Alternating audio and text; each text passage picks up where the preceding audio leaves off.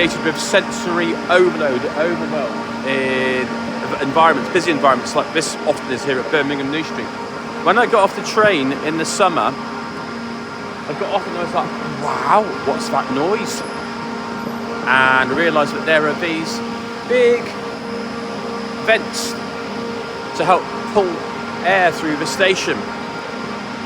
And I'd love to play with the drone in the background, find the harmony. Oh, this one.